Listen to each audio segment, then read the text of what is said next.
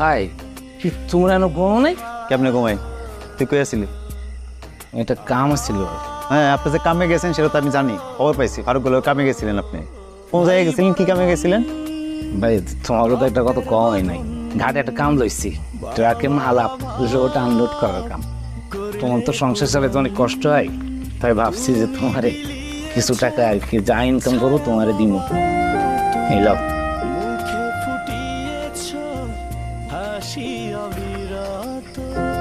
তুই কই কাজ করলি? ঘাটে ওই যে ট্রাক থেকে নাম মানে মাল উঠে নামা বস্তা?